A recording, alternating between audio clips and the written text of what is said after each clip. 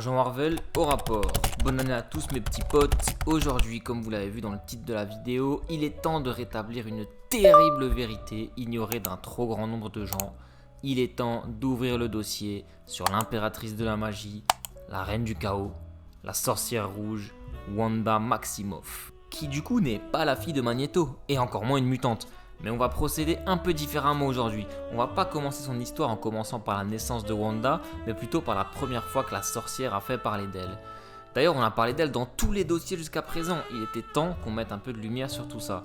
Et d'ailleurs, on a aussi déjà parlé de sa première apparition. Rappelez-vous, les X-Men contre la confrérie des mauvais mutants de Magneto. On y trouvait le cerveau, le crapaud, Vif Argent et sa sœur jumelle, Wanda, une criminelle au pouvoir X. Mais qu'est-ce que c'est exactement que ça? À la naissance, Wanda a été bénie par l'antique dieu du chaos, Chthon. La magie du chaos lui permet de manipuler des énergies mystiques. Et là les gars, va falloir vous accrocher ou passer la vidéo en 0,5 parce que la liste, elle est longue. Elle fait évidemment de la magie, des projections astrales, elle contrôle le temps, elle est clairvoyante, elle peut balancer des rafales d'énergie, voler, faire des champs de force, des sorts de soins, d'exorcisme, d'illusion et faire des autres invocations. Elle a aussi de la résurrection et de la nécromancie en stock, elle contrôle les éléments, possède les 3T, télépathie, télékinésie, téléportation et évidemment le plus connu de tous, elle manipule la réalité. On a presque tout et en simplifié. Alors oui, ils ont voulu nous faire avaler que c'était un pouvoir mutant de pouvoir faire tout ça. Un peu louche, hein? On y reviendra plus tard. Retenez toutefois qu'avec ses pouvoirs de réalité, elle peut créer des choses à partir de rien ou en effacer de l'existence. Et ça marche aussi pour les êtres vivants. Un détail qui aura son importance. Bref, on va commencer notre histoire. Wanda et son frère Pietro servent donc Magneto. Pourquoi, me demandez-vous? Il y a quelque temps, Wanda a détruit un village à cause de ses pouvoirs. La sorcière rouge, comme les villageois l'ont appelée, est crainte et maudite. Mais Magneto la sauva et elle lui jura donc fidélité. Sauf que durant le conflit qui oppose les X-Men à la confrérie pour recruter Namor, le roi des mers, Pietro est capturé par les X-Men. Wanda découvre que Magneto veut faire exploser ses ennemis en sacrifiant Pietro. Et là, sa fidélité envers son maître, poubelle. Elle détruit ses machines et la confrérie bat en retraite. Wanda, accompagnée de Namor, part à la rencontre des X-Men pour sauver son frère, que finalement Xavier relâchera très vite car il a perçu que les jumeaux Maximoff ne sont pas de mauvaises personnes. Du coup, là encore, on en avait parlé dans le dossier X. Magneto et le crapaud sont emmenés dans l'espace et les Maximoff abandonnent donc la vie de crime en même temps que les fondateurs des Avengers abandonnent l'équipe pour laisser Captain America comme seul leader. Il va donc recruter d'anciens criminels en voie de rédemption. Hawkeye, la sorcière rouge et Vif Argent. Bon, les beaux jours vont pas durer puisque Wanda elle perdra ses pouvoirs après avoir survécu à une balle dans la tête et Pietro lui retombera pendant ce temps sous l'influence de Magneto qui est de retour sur Terre. Du coup Wanda elle part évidemment en quête pour retrouver ses pouvoirs, accompagnée par son frère et le crapaud et comment on récupère des pouvoirs magiques? En étudiant des grimoires évidemment, sauf qu'en faisant ça, elle va invoquer Arkon, un roi barbare d'une autre dimension, le seigneur des seigneurs de guerre. Pas de panique. Il va juste vouloir épouser Wanda car il a besoin de ses pouvoirs pour sauver son monde, Polémachus. Bon ok, on peut un peu paniquer. Mais non, je rigole. Les Avengers arrivent à la rescousse et sauvent tout le monde. Arkon rentre tranquillou chez lui et les jumeaux retournent chez les Avengers. Wanda y tombera alors amoureuse d'un de ses collègues. La Vision, un synthézoïde. Autrement dit, une machine très réaliste. Un choix d'amant quelque peu étrange qui les conduira toutefois jusqu'au mariage. Pour rester dans les mariages et la famille, son frère Vif Argent épousera lui aussi une collègue Avengers, Crystal, la princesse des Inhumains. Ils auront un enfant tous les deux, la petite Luna. Quand Wanda et Vision iront leur rendre visite à Attilan, la cité des Inhumains, les deux couples seront attaqués par Magneto. Enfin non, il vient en paix. Il a récemment fait une découverte qui l'a retourné. Wanda et Pietro sont en fait ses enfants. Et il a donc une petite fille non mutante, en la présence de Luna, qui est humaine, ou inhumaine, enfin bref, c'est pas une mutante. Il a donc revu ses positions suprémacistes, et la famille est réunie, et en paix. Plus tard, Wanda affrontera un culte de magiciens, les 7 de Salem, ce qui l'amènera au sauvetage d'Agatha Harkness, une sorcière qui est née au moins 10 000 ans avant Jésus-Christ. Les 7 de Salem vont prendre le contrôle de toute l'énergie mystique des habitants de Salem. Mais heureusement, Wanda fera tout rentrer dans l'ordre, mais il restera un surplus d'énergie que Wanda absorbera pour modifier la réalité et tomber enceinte. Oui, elle tombera enceinte de Vision, le robot, et donnera ainsi naissance à Tommy et Billy Maximoff, des jumeaux, tout comme sa mère. Le couple WandaVision rejoindront ensuite les Avengers de la côte ouest avec leur bébé, et là, la première étape du cataclysme Wanda survient. L'énergie utilisée par les Sept de Salem et donc par Wanda pour créer ses enfants était en réalité de l'énergie vitale de Mephisto. Oui, le diable. Du coup, il est vraiment pas content et il va réabsorber son énergie, effaçant les jumeaux. Wanda et Vision sont dévastés, mais il y en a un des deux qui a des pouvoirs incontrôlables pouvant détruire l'univers. Et là, je parle pas de Vision. Heureusement, Agatha Harkness va se pointer et effacer ce traumatisme de la mémoire de Wanda. Une distance va alors s'installer dans le couple, puisque Vision, lui, il se rappelle de tout ça et il n'est plus très heureux.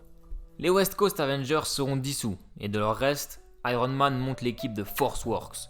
Wonder Man, Spider-Woman, US Agent et lui-même sont dirigés par ni plus ni moins que la Sorcière Rouge. Séparée de Vision, elle va commencer à tomber amoureuse de Wonder Man. Non, calmez-vous, c'est une réaction parfaitement logique, mais on la verra plus en détail dans le dossier sur Vision, et oui, le teasing. Pas de bol pour Wanda, une fois de plus en tout cas, puisque Wonder Man meurt, dès la première mission de Force Works en plus. Finalement, Force Works est aussi dissous pour renforcer les Avengers. Wanda retombe dans l'équipe et utilise même ses pouvoirs pour ressusciter Wonder Man sous forme ionique pure. Wanda va alors s'entraîner à mieux maîtriser ses pouvoirs avec Agatha, tout en restant chez les Avengers avec Vision, reconstruisant donc petit à petit leur relation. Tout va bien dans le meilleur des mondes. Ha, mon cul!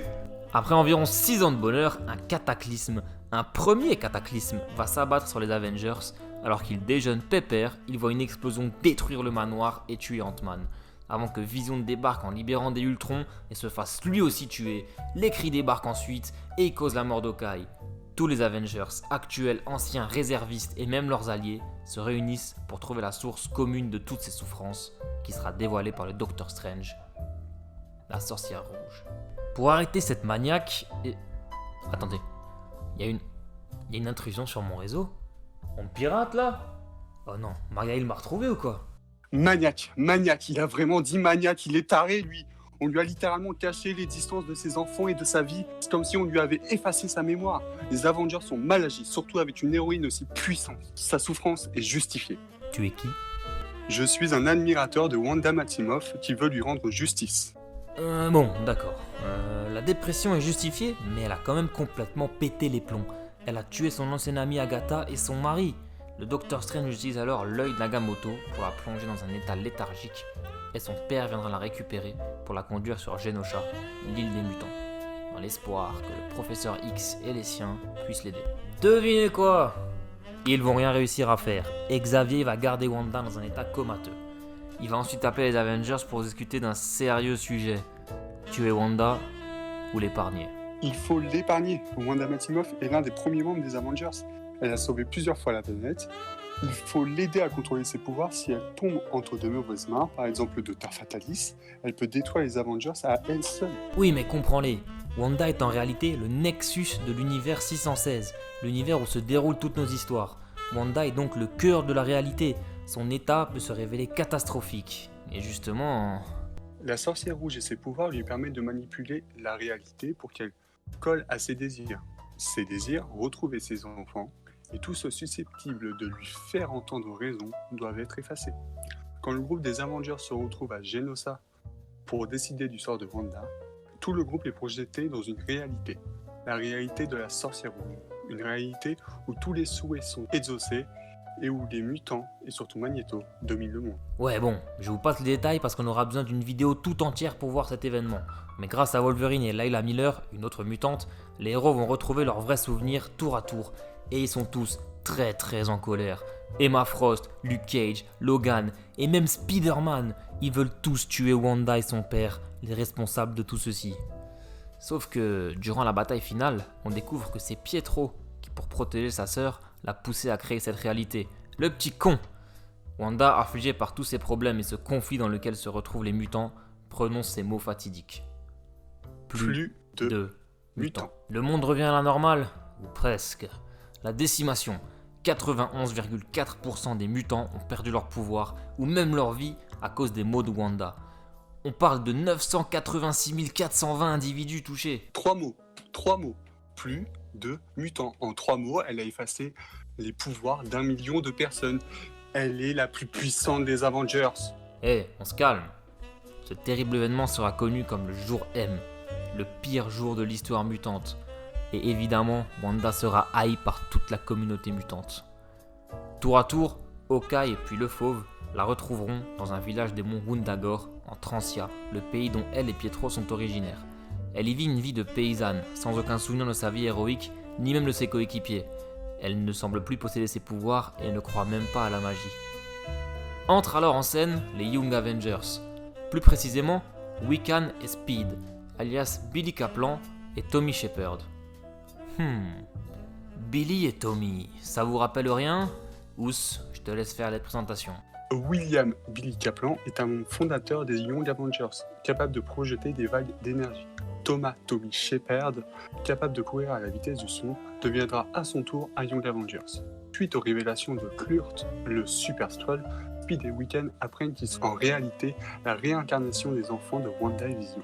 Après avoir accepté cette réalité, les « jumeaux » vont chercher leur mère. Et c'est Wiccan qui va finalement retrouver sa mère en Latverie, où ce saligo de Fatalis s'était fiancé à elle alors qu'elle est toujours amnésique. Wiccan lui raconte tout, qui elle est, ce qu'elle a fait. Les Avengers, Magneto et Fatalis se battent, donc il doit stopper son histoire. Et oui, il est forcé d'arrêter puisque Wolverine débarque alors pour tuer Wanda. Mais Iron Lad, le voyageur temporel des Young Avengers, arrive avec son équipe et les emmène tous dans le flux temporel. Se rendant un peu avant la dissolution des Avengers, il retrouve le valet de cœur que Wanda avait tué, vous vous rappelez? Et elle se rappelle aussi. Elle retrouve la mémoire et les Young Avengers la ramènent dans le présent. Elle reconnaît enfin ses fils, la sorcière rouge est de retour. Elle va alors rencontrer X-Factor, mais non, pas l'émission de télé, un groupe de détectives mutants, et rendre ses pouvoirs à Rictor, qui les avait perdus pendant le jour M. L'espoir renaît pour tous les mutants. Le Dr Fatalis a utilisé Wanda et Wiccan afin de devenir la force vitale, un pouvoir de faire et défaire la réalité. Il veut que les Avengers et les X-Men se soumettent à son pouvoir. Avengers, Young Avengers et X-Men, rassemblement. Suite à ce chaos sur le champ de bataille, Wiccan et sa mère s'unissent à nouveau pour stopper Fatalis. Le roi de la Latverie est défait. À l'agonie, Wanda veut l'aider, mais il la repousse et avoue que le jour M était a priori causé par lui-même, en utilisant la sorcière. Après tout ceci, elle ne rejoindra plus les Avengers malgré les demandes de Cap et choisira de vivre une vie simple. Bon, ça va être de courte durée, hein. La guerre éclate entre les Avengers et les X-Men car le Phénix, une entité destructrice surpuissante, revient sur Terre pour trouver la jeune Hope. Les X-Men veulent qu'elle utilise l'oiseau pour sauver leur peuple. Les Avengers, ils en ont évidemment peur. Wanda aura un rôle clé puisqu'elle réussit à convaincre Hope de rejoindre les Avengers et l'entraîne aux côtés de Spider-Man. Quand Namor Phoenix détruira le Wakanda et les Avengers, Wanda se pointe et atomise du bout du doigt Nemo. Allez, retourne nager la poiscaille. Ouais, voilà. Au final, Cyclope deviendra le Phénix Noir, Wanda et Hope parviendront à le vaincre et elles joindront leur pouvoir pour permettre à de nouveaux mutants d'apparaître. Avant de prononcer ces mots, plus de Phénix, pour bannir les autres cauchemars de la Terre. Après le conflit, les deux camps font évidemment la paix et la division Unité est créée, une équipe jointe d'Avengers et d'X-Men. Wanda se rendra sur la tombe du professeur Xavier, tué pendant le conflit, mais Malicia, une X-Woman, lui demandera de partir parce que les mutants ils aiment toujours pas notre sorcière. La dispute est stoppée quand Crâne Rouge se pointe et vole le cerveau de Xavier, rien que ça. Tout rentrera dans l'ordre pour les héroïnes quand la division Unité débarque pour les sauver.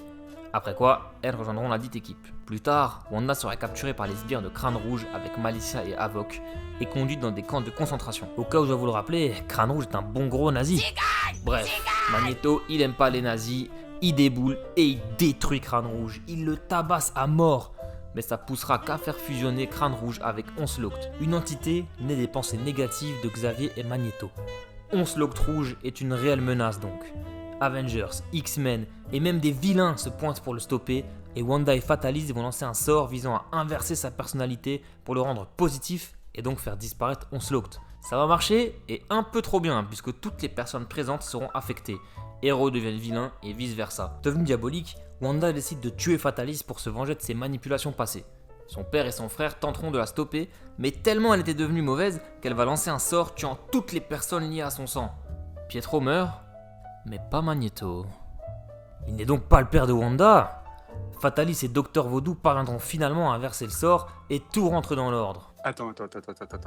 Magneto, c'est pas le père des jumeaux. Et tu vas rien dire. Pas de panique, j'y viens. La division Unité, désormais dirigée par Wanda, se rend au mont Wundagore pour que les jumeaux puissent en découvrir un peu plus sur leurs vraies origines. Ah oui, parce qu'en fait, Pietro, il est vivant. Là-bas, ils sont capturés par le Haut Évolutionnaire, un fou obsédé par, l'évolution. Il possède carrément sa propre planète, peuplée de ces créatures de l'autre côté de la Terre. Wanda et Pietro seront donc emmenés sur cette contre-terre, et après quelques péripéties, apprennent la vérité de la bouche de notre cinglé là. Ils sont en fait les enfants de Django et Maria Maximoff, et ils tiennent leur pouvoir des expériences de l'évolutionnaire. Ils sont donc même pas des mutants. Bon, résumons donc la vraie histoire de la sorcière rouge et de Vif Argent. Ils sont nés en Transia de Django et Maria Maximoff. Wanda est baignée à la naissance par Kton, le dieu du chaos. Le haut évolutionnaire qui avait à l'époque son labo dans les monts Wundagore enlève les jumeaux et fait des expériences sur eux, dotant Pietro de sa vitesse et Wanda de sa surpuissante prédisposition à la magie. C'est pas bizarre d'obtenir des pouvoirs magiques par expérience scientifique? Si, mais c'est encore plus bizarre que tu arrives à briser le quatrième mur, toi. Enfin bon, Wanda obtient des pouvoirs phénoménaux mais incontrôlables. Elle détruit un village par accident et Magneto la sauve, elle et son frère. Ils entrent à son service et plus tard le vilain découvre de la bouche de son ex-femme que Wanda et Pietro sont leurs enfants. Alors effectivement, Django et Maria les ont élevés après les avoir trouvés. C'est des personnages qu'on connaissait depuis des années. Ils avaient eu des jumeaux, Anna et Matteo, qui sont morts pendant la guerre. Puis ils ont adopté Wanda et Pietro. C'est pour ça qu'ils portent le nom Maximoff depuis toutes ces années. Alors pourquoi est-ce qu'après 50 ans d'existence, on enlève le fait que les jumeaux mutants de Magneto ne soient ni les enfants de Magneto, ni des mutants? Vous avez vu Avengers 2? Eh ben voilà. Axel Alonso, éditeur en chef de Marvel à l'époque, tenait vraiment à coller au MCU. Je vous mets plus d'infos dans la description de la vidéo, mais du coup voilà. Il écartait les personnages dont Marvel n'avait pas les droits au cinéma, des matériels promotionnels, voire des comics tout court, et ce changement à la con là, c'est pour ça. Il faisait tout pour que ça ressemble au MCU. En plus, c'est dans une série qui n'est même pas du tout majeure que ça s'est passé dans le comics. Donc les gens ne le savent même pas, fans occasionnels comme gros lecteurs de comics. Et ça cause des problèmes de cohérence. Quand Wanda dit plus de mutants, Pietro a perdu ses pouvoirs. Mais en fait, Pietro n'était pas un mutant. Alors pourquoi est-ce qu'il a été affecté? Et attendez, le bourbier n'est même pas. Partant retrouver sa mère Maria, Wanda va chercher des explications. Anna et Matteo, les enfants des Maximoff, n'étaient donc pas morts et étaient en fait Wanda et Pietro depuis le début. Mais que nenni, cette partie de l'histoire était vraie. Et là ça me saoule, alors à toi Ous. Wanda, accompagnée d'Agatha Harkness, oui, elle est de retour sous la forme d'un spectre, décide de partir aux quatre coins du globe afin de rechercher le mal qui ronge la magie. Son chemin l'amène à apprendre la vérité sur sa mère.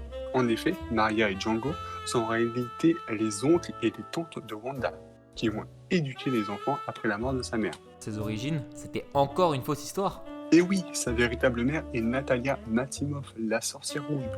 Oui, ce titre est bien héréditaire. On y apprend que Natalia est morte durant l'enfance de Wanda et elle doit maintenant protéger la route des sorcières. Agatha et Natalia, sous forme d'esprit, aident Wanda à se battre contre Krull, le démon. Suite au combat, Natalia part pour conserver l'équilibre de la magie. En partant, elle avoue que ce n'est pas le haut évolutionnaire qui l'a tué, mais le père de Wanda. En résumé, les jumeaux sont adoptés par Django et Maria Maximoff. Puis, Magneto découvre qu'ils sont en fait ses enfants. Mais en fait, finalement, il s'était trompé. Et ils sont les réels enfants de Django et Maria. Mais en fait, non! Ils sont ceux de la sœur de Maria. Leur mère est donc Natalia Maximoff. Et on ne connaît toujours pas leur père au final. Quel bourbier. C'est encore plus compliqué que la trigonométrie, cette histoire. Bon, quand un Captain America version Hydra prendra le contrôle des USA, il montra son équipe d'Hydra Avengers, parmi lesquels Wanda, en réalité possédée par Kton. Vous vous rappelez, le dieu du chaos qui l'avait baigné à la naissance? En fait, il avait fait ça pour se servir de Wanda comme réceptacle, mais Doctor Strange finira par le bannir lors du combat final. La dernière fois qu'elle fit équipe avec les Avengers, elle affronta Nyx, déesse grecque de la nuit, qui l'envoie dans un autre monde, duquel elle revint avec Conan le barbare. Et oui, c'est elle qui l'a ramené dans l'univers Marvel. Le Cimmérien a d'ailleurs un petit faible pour la sorcière, malgré sa haine pour la magie. Décidément, entre lui et Harkon... Mais Wanda, elle vit aujourd'hui aux côtés de Jericho Drumm, le docteur Vaudou, avec qui elle aide de temps en temps les autres Avengers. tout en ayant de bonnes relations avec Vision, son ex-mari, mais aussi avec son frère Pietro, comme toujours. Par contre, concernant les mutants, quand ils établiront leur nation à Krakoa, Wanda est déclarée comme ennemie d'État, car elle est la deuxième personne au monde à avoir tué le plus de mutants. Elle est la grande usurpatrice. Et voilà, c'est tout pour Wanda, que l'on retrouvera en comics dans Empire, et la semaine prochaine à la télé dans WandaVision. Partagez la vidéo et abonnez-vous à la chaîne, c'est un moyen très facile de la soutenir et de soutenir mon travail. N'hésitez pas aussi à mettre un pouce bleu, à mettre un commentaire, à me suivre sur Twitter, tout ce que vous voulez, c'est la fête, ça fait plaisir. On attaque 2020 très fort puisque la semaine prochaine je reviens évidemment avec une vidéo sur Vision. Merci à Ous de m'avoir suivi pour parler de son héroïne préférée. Je te laisse le mot de la fin. Merci à toi, Agent Warvel, pour ton invitation. C'est un plaisir de parler d'une héroïne iconique de Marvel. Et j'ai tellement hâte de parler de l'Inhumaine de Jersey City. Enfin bref, n'oubliez pas, surtout, stream WandaVision.